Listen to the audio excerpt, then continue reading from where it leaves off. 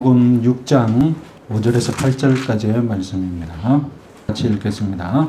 또 너희는 기도할 때에 외식하는 자와 같이 하지 말라. 그들은 사람에게 보이려고 회당과 큰 거리 어귀에 서서 기도하기를 좋아하느니라. 내가 진실로 너희에게 이르노니 그들은 자기 상을 이미 받았느니라. 너는 기도할 때에 내 골방에 들어가 문을 닫고 은밀한 중에 계신 내 아버지께 기도하라. 은밀한 중에 보시는 내 아버지께서 갚으시리라. 또 기도할 때에 이방인과 같이 중언부언하지 말라. 그들은 많이 하여야 들으실 줄 생각하느니라. 그러므로 그들을 본받지 말라. 구하기 전에 너희에게 있어야 할 것이 아버지께서 아시느니라. 아멘. 예수님은 마태복음 5장에서 예수님이 가져오신 지상 천국을 누리는 이 백성들이 새로운 율법을 지키며 살아야 한다고 가르쳐 주셨습니다. 그래서 6가지 새로운 율법을 선포하셨죠. 첫 번째는 제6계명 살인에 대해서, 제7계명 간음에 대해서, 이혼, 맹세, 보복, 원수에 관하여서 예수님은 새로운 율법을 선포하셨습니다. 이제 6장에서 유대인들이 3대 실천 덕목이라고 생각하고 지키고 있는 종교 관습이 있었죠. 그 무엇입니까? 구제, 기도, 금식입니다. 예수님은 이것도 이제 바뀌어야 된다. 새로운 실천을 가르쳐 주시는 것이죠. 그래서 지난 시간에는 구제에 대해서, 그리고 오늘은 드디어 기도에 대해서 가르쳐 주십니다. 어제와 지난주와 오늘 주목할 단어는, 반복되는 단어는 외식한다, 바가되자, 그리고 장식한다. 장식할 때의 식자. 그래서 겉만 꾸민다라는 뜻인데, 이것을 지나치게 나쁘게만 생각하면 외식을 가식이나 위선으로 생각하기 쉽습니다. 가짜나 위짜나 모두 거짓이라는 것이거든요. 그러나 유대인들의 신앙생활이 모두 다 거짓은 아닙니다. 그들이 얼마나 철저하게 열정적으로 율법을 지키는지 우리는 인정해야 합니다. 다만 그들이 신경 쓰는 것이 사람의 눈입니다. 그래서 우리는 이 외식하는 자를 오늘날 용법으로, 오늘날 용어로 가장 적절하게 바꾼다면 관심종자다. 관심종자로 생각해야지, 관심종자와 위선과 가식은 조금 분명히 다른 겁니다. 위선의 위자, 가식의 가자는 모두 거짓이라는 뜻입니다. 속은 거짓인데 겉만 선한 척한다. 그 유대인들의 신앙을 그 정도로 우리가 폄하해서는 안 됩니다. 관심종자가 되는 것, 이것은 비단 바리새인들만의 문제가 아니라 유대 신앙, 유대인들 모두의 문제였습니다. 고대 사회에서는 평판이 중요합니다. 우리나라도 옛날에 양반들 체면이 중요한 사회였지 않습니까? 하나님의 율법이 통치하는 이 유대 사회에서 가장 중요한 평판은 무엇이었을까요? 유대 사회에서 가장 중요한 평판은 다름 아니라 의인이라는 말을 듣는 것입니다. 차디크, 너는 차디크다. 너는 의인이다. 의인은 어떤 사람이겠습니까? 무엇을 보고 의인이라고 하겠습니까? 그것은 철저하게 그 사람의 행동을 보고 판단하는 것입니다. 매일 쉐마를 암송하고 들으라 이스라엘아, 하나님은 너의 여호와시니, 이런 식으로 시작되는 성경을 암송하고, 음식에 관한 금지법이 있지 않습니까? 무슨 음식은 먹으면 안 된다, 무슨 음식은 먹어야 된다. 그거 철저하게 지키고, 회당에 가서는 11조도 내고 후원금도 내고, 그리고 절기 때만 오면 어떻게 해야 됩니까? 3대 절기 때만 오면 예루살렘에 가가지고 성전에서 하나님 앞에 예배 드리고, 그런 모습을 보고 저 사람은 의인이다. 저 사람은 율법을 잘 지키는구나. 의인이다. 이런 평판을 들어야 돼요. 예수님의 법적인 아버지 요셉이 어떤 평판을 들었습니까? 그의 남편 요셉은 의로운 사람이라. 예수님의 아버지도 주위 사람들에게 저 사람은 의인이다. 그런 평판을 들었던 겁니다. 제사장도 아니지요. 선지자도 아닙니다. 평범한 유대인이 주위로부터 들을 수 있는 최고의 평판이 무엇이겠습니까? 아, 저 사람은 의인이다. 이런 평판을 들어야 유대 사회에서 나름대로 제 몫을 하고 살아갈 수 있는 사회가 바로 유대 사회인 거예요. 그래서 이런 평판을 듣기 위해서 실생활에서는 무엇을 꾸준히 해야 됩니까? 구제도 꾸준히 해야 되고, 기도도 해야 되고, 금식도 해야 되는 거예요. 이런 건 마을 사람들한테 보여줘야 돼요. 내만 보여주는 것이 아니라 모두가, 유대인들이 구제와 기도와 금식을 억지로 하거나 가식적으로 위선적으로 그런 게 아닙니다. 나도 하나님 앞에서 구제하고 금식하고 기도하는데, 예? 이왕이면 내가 하는 걸 어떻게 해야 된다고요? 예? 모두 너도 나 보여주고 나도 보여주고, 그래 우리 모두 다 어떻게? 우리 모두가 의인으로 살자는 거예요. 의인이라는 평판을 얻고 살자는 거예요. 이것이 유대 신앙인 거예요. 그래서 서로가 자기의 신앙생활을 노출시켜야 되겠어. 아, 저 사람 기도 시간에 기도하니 의인이구나. 기도 생활도 마찬가지입니다. 유대인들은 공식적으로 하루에 몇 번 기도합니까? 3번 기도하는 걸로 되어 있습니다. 이것은 오늘날 이슬람도 그대로 지키고 있죠. 그래서 기도 시간이 오전 9시, 정오, 오후 3시, 어떤 학자는 일출, 오후 3시, 일몰, 3번인데 시간이 약간 다르더라고요. 하여튼 3번은 정확합니다. 이 3번의 기도 시간은 성전에서 희생 제사를 아침 저녁으로 드리는 시간과 겹쳐 있습니다. 그래서 아침 저녁으로 성전에서 희생 제사를 드릴 때에 예루살렘 성전에서 나팔이 울립니다. 그러면 예루살렘 사람들은 하던 일을 멈추고 그 자리에서 예루살렘 성전을 향하여서 기도 시간을 갖는 겁니다. 그럼 그것이 길거리이든 어떤 장소든 그 자리에서 사람들이 보는 곳에서 그냥 기도 시간을 가져야 했던 거예요. 그래서 유대인들은 일반적으로 어떻게 기도를 했느냐? 유대인들이 기도하는 모습은 일반적으로 서서 손을 올리고 소리를 내어서 기도를 했습니다. 그리고 개인적으로 간절히 기도할 때는 무릎을 꿇거나 아예 배를 땅에 대고 부복하고 기도를 하기도 했습니다. 그러니까 여러분, 하루 3번 기도 드리는 시간대 예루살렘에 있는 유대인들은 어떻게 기도를 하는 겁니까?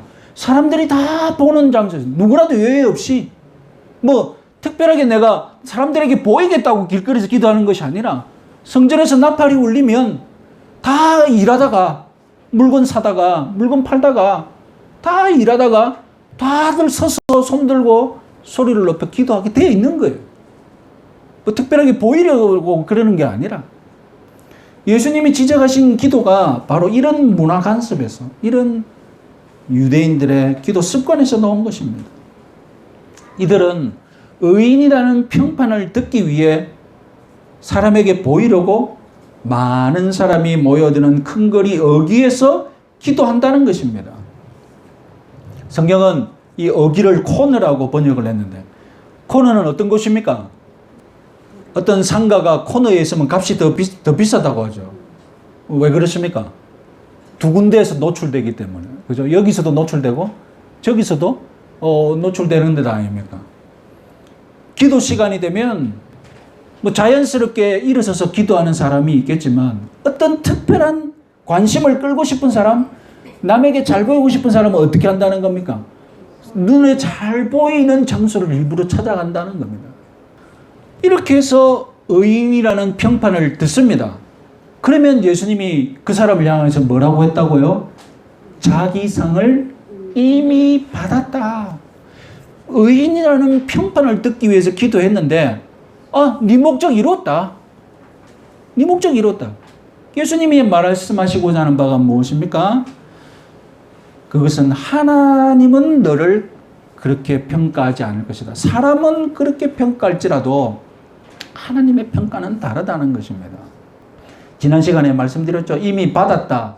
이것은 무슨 뜻이라고요? 영수증까지 돈은 다 받고 영수증까지 써준 상황입니다. 내가 받을 것 있다고 우기지도 못합니다. 하나님, 내가 하나님께 받을 것 있습니다. 천만에 네가 영수증까지 다 써주놓고 뭘 받을 게 있어? 너는 이미 네 상을 다 받았다. 나하고는 아무런 상관이 없다.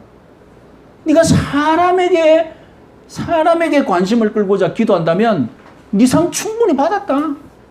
나는 무관하다. 여러분, 예수님 말씀 중에 산상설교에서 다른 건 다 기억 못해도 자기 상을 이미 받았다. 여러분, 이 말씀만 기억해도 우리 신앙생활 많이 바뀝니다. 다른 어려운 말, 이웃사랑, 원수사랑 이런 거 여러분 기억 못해도 내가 자기 상을 이미 받은 상태로 신앙생활을 하는지 안 하는지 그것만 하루 종일 하루에 한 번씩만 생각해도 우리 신앙생활 많이 바뀝니다. 내가 땅의 상, 사람들이 주는 상, 이 땅에서 얻어리는 상 이미 다 받으면 하나님은 나에게 줄 것 없다? 이것보다 무서운 것 어디 있습니까? 기도 열심히 했지만 사람들로부터 기도하는 사람이라고 인정받았지만 하나님께로부터 응답받을 거 하나 없습니다. 기도할 때는 내가 사람의 평판도 없고 하나님의 응답도 받겠다고 두 가지 목적을 기도했지만 한 가지 목적밖에 못 얻습니다. 사람들의 평판만 얻습니다. 자기 상을 이미 받았느니라 나한테는 응답받을 거 없느니라.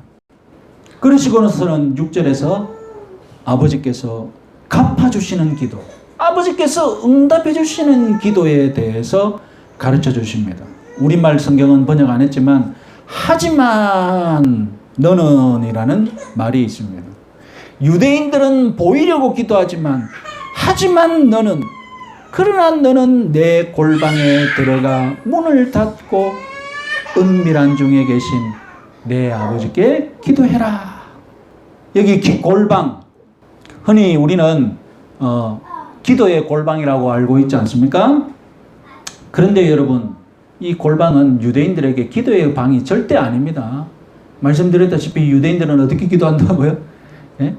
예. 언제든지 서서 사람들이 보여내서 기도하기 때문에 기도의 골방이 필요 없습니다. 더군다나 가난한 민중들의 집에는 골방이 없습니다. 골방이라는 것 자체가 없는 집이 흔했습니다. 그러면 골방은 무엇을 말하는 어떤 방이냐?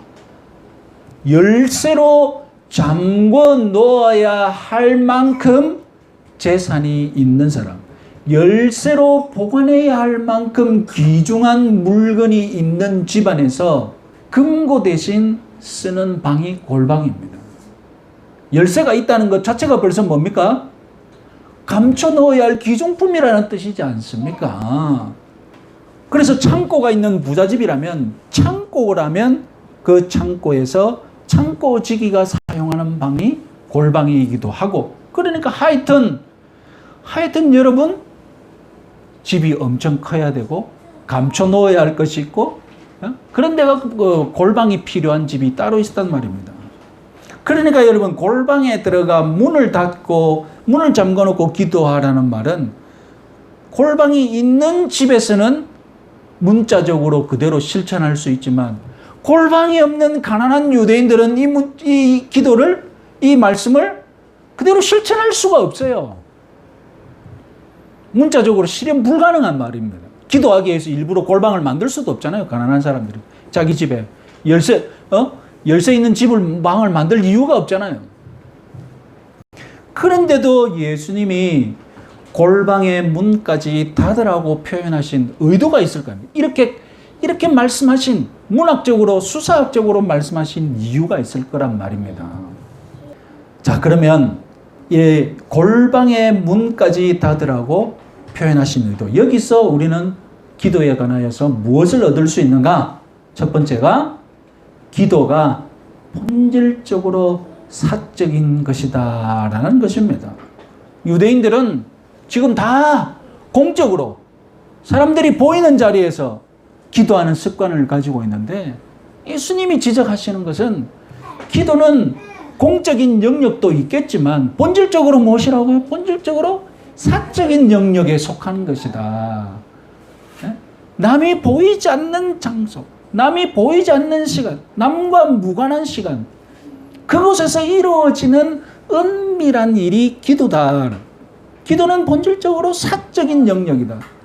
그래서 여러분 5절에서는 너희들이라고 복수로 여러 명에게 말씀하셨는데 갑자기 6절에서는 너는 한 사람, 너는 골방에 들어가라.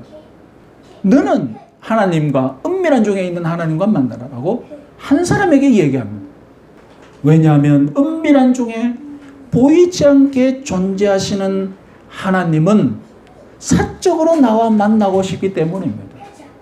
기도는 본질적으로 1대1 대화이기 때문입니다. 그래서 여러분 여기서 기도에 대해서 오해할 수가 있습니다.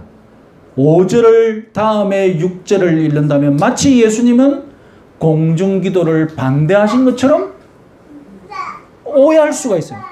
기도는 사적인 것이다. 그럼 공적 기도는 잘못된 것인가? 아니죠. 예수님이 공중기도를 반대하셨다면 초대교회에서는 공중기도를 안 했을 것이고 오늘날 저와 여러분들에게 공중기도의 전통이 없었겠죠. 예수님이 공중기도를 하셨겠습니까? 안 하셨겠습니까?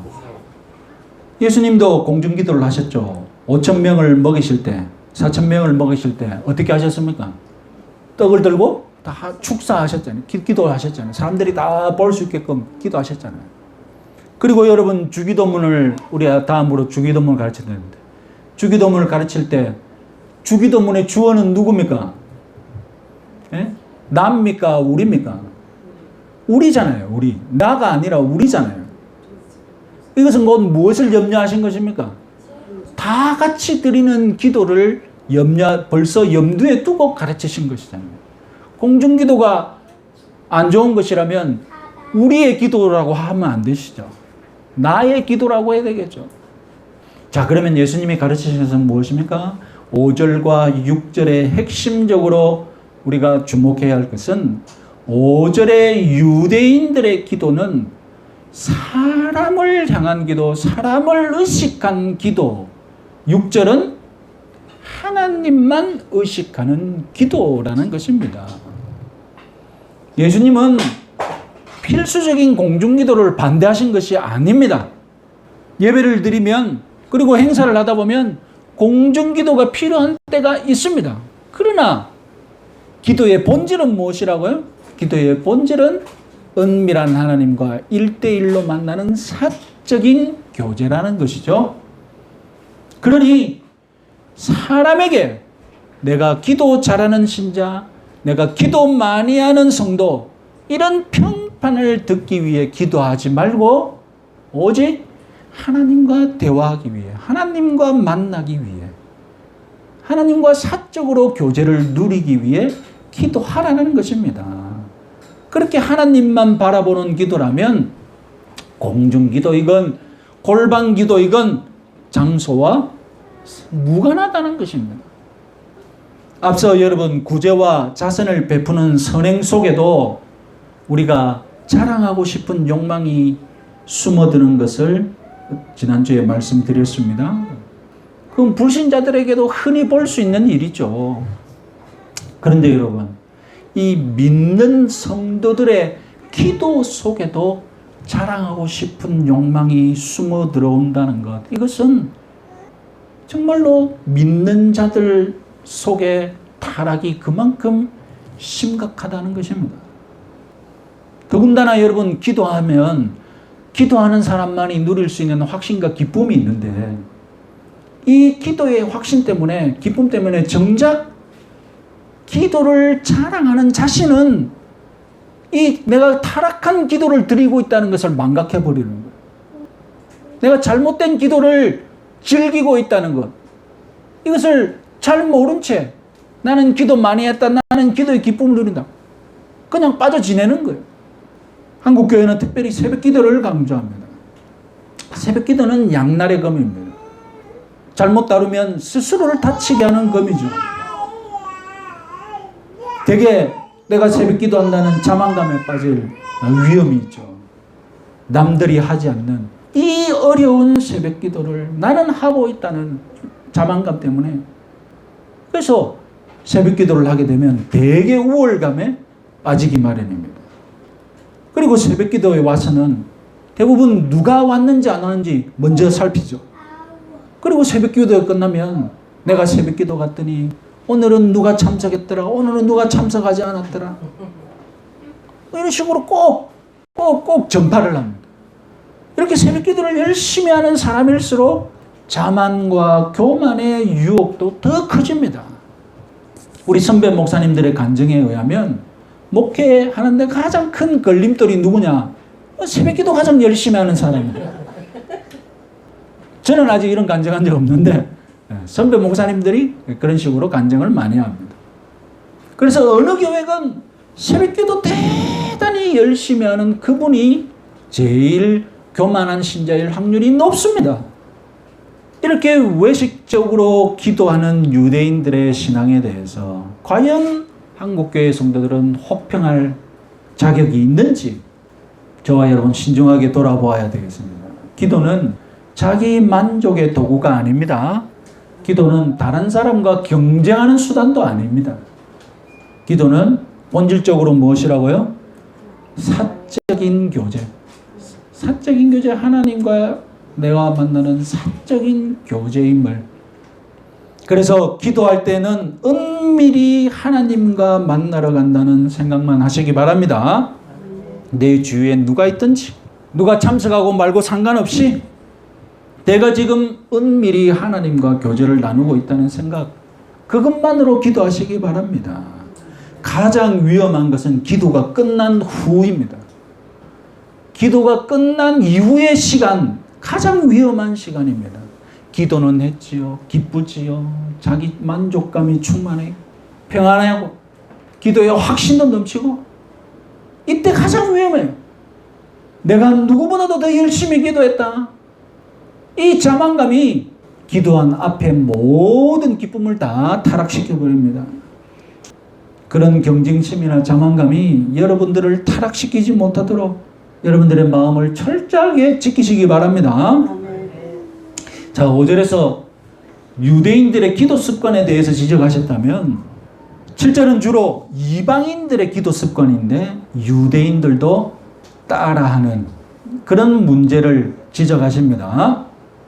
소위 중언부언하는 기도입니다. 이 중언부언이라는 사자성어, 중자는 두 번 중자죠. 그리고 부자는 되풀이할 부자입니다. 그래서 두 번 말하고 되풀이한다는 뜻입니다. 중언부언 바로 다음 문장에서 말을 많이 하여야 라는 표현이 있는데 같은 표현이게 되겠죠. 예수님은 이방인들은 말을 반복하고 말을 많이 하는 기도를 하고 있는데 이런 기도 습관을 유대인들이 따라하고 있다라고 파악하고 계십니다. 실제로 레위라는 이름을 가진 랍비는 이런 기도를 기록을 남겼습니다. 길게 기도하기만 하면 누구든지 응답받는다. 성경에서 이방인들이 기도하는 모습을 보면 예수님의 분석은 정확합니다.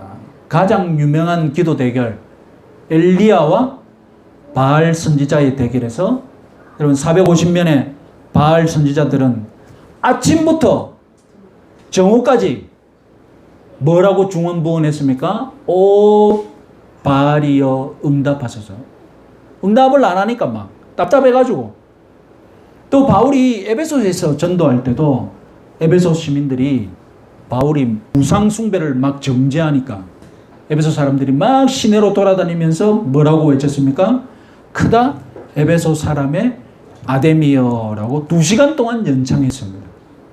오늘날에도 다른 종교의 기도를 보면 우리는 중언부언하는 기도를 볼 수 있습니다. 주류를 이루고 있습니다.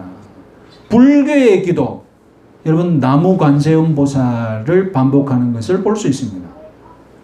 나무, 여러분 여기는 고대 인도 말로 소리 나는 대로 한자로 번역한 불교 용어인데 나무는 기한다, 돌아간다. 그러니까 나무 관세음 보살은 관세음 보살에게 내가 돌아간다, 그런 뜻인 거예요.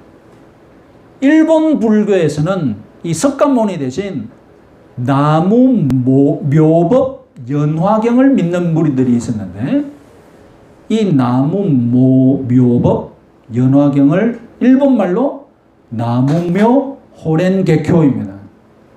나무묘 호렌게쿄. 빨리 부르면 이것을 주문처럼 빨리 하면 어떻게 됩니까? 남묘 호렌게쿄, 남묘 호렌게쿄, 남묘 호렌게쿄 이래 되는 거죠. 아까 나무는 뭐라고요?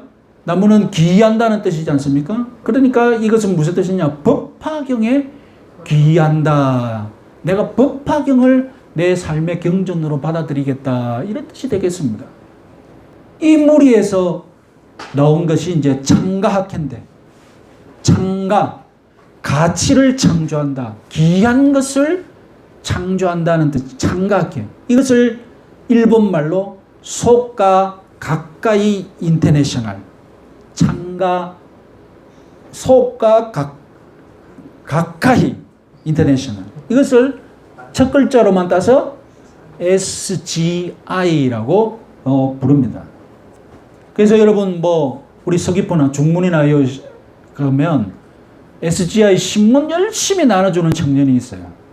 가끔씩 중앙도서관에도 오는데 지금은 못 만나니까. 그래서 SGI 이래가지고 결국은 나무묘 호렌 개교 그것을 가르치는 불교 지파거든요. 그러니까 이들도 나무묘 호렌 개교를 반복적으로 외우면 세상의 이치를 깨닫고 내가 마음이 모든 것이 내 중심으로 다 이루어진다. 주문을 외우고 있는 거죠. 중언부언하는 기도. 이 중언부언하는 기도하는 사람들이 믿는 신앙의 내용이 무엇입니까? 두 가지입니다. 첫 번째는 기도는 부적이라는 거예요. 기도는 부적처럼 신비한 효험이 있다는 겁니다. 그렇기 때문에 반복해라는 겁니다. 그래서 어떤 능력 있는 문장들, 부적 같은 어떤 문장들을 내가 반복해서 계속 말하면 신을 감동시키고 이 세상의 원리를 깨뚫어서 내 기도가 이루어진다는 것입니다. 두 번째는 중언부언하는 기도하는 사람들이 믿는 바가 무엇이냐. 두 번째는 하나님은, 신은 구두쇠인데, 닫힌 창고인데, 그래서 나에게 안 열어주시는 분인데, 나에게는 구두쇠 같은 분인데, 내가 만능 열쇠 같은 기도로, 지성이면 감천이라는 식의 기도를 통해서 구두쇠 같은 하나님을 설득해서 닫혀있는 하나님의 창고를 내 기도로 열어버리겠다는 것이 이제는 사람들이 가지고 있는 생각입니다.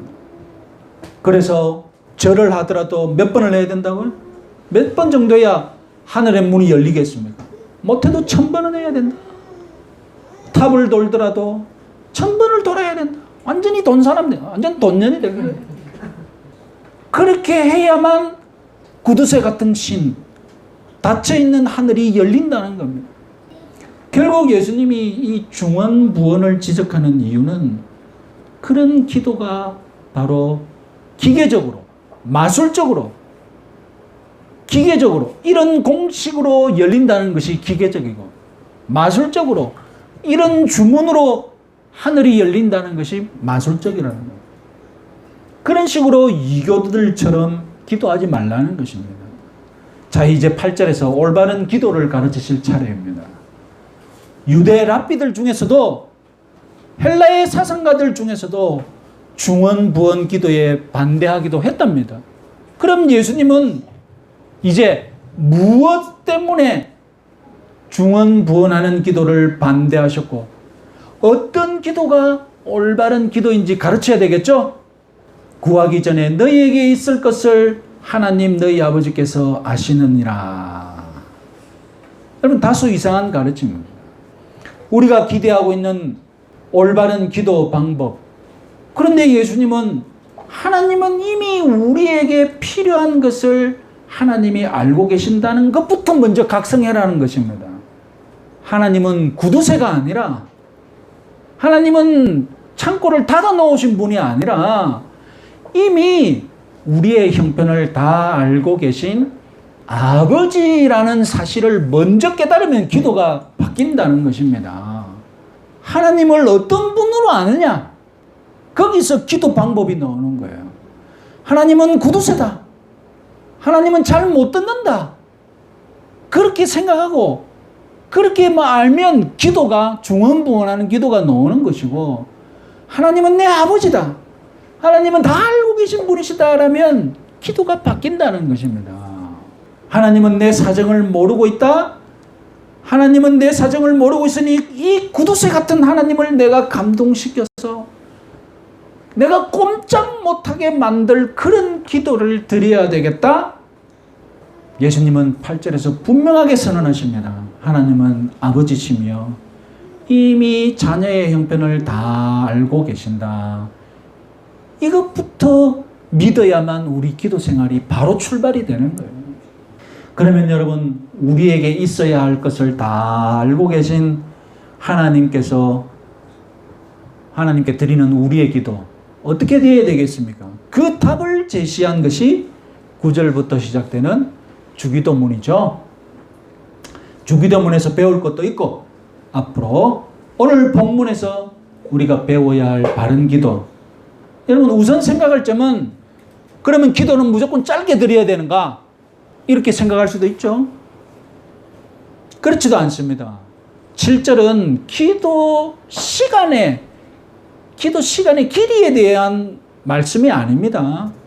예수님의 기도 생활을 한번 생각해 보십시오. 예수님은 공적으로도 기도하셨지만 개인 기도도 열심히 하신 분이십니다. 그런데 여러분, 예수님이 간단하게 기도한 것 같지만 오래도록 밤을 지새우면서도 기도하셨습니다. 그렇죠? 겟세마네 동산에서 기도하실 때 보면 예수님은 오래 밤새도록 기도하셨습니다. 그런데 여러분, 밤새도록 기도하는데 기도 내용이 무엇입니까?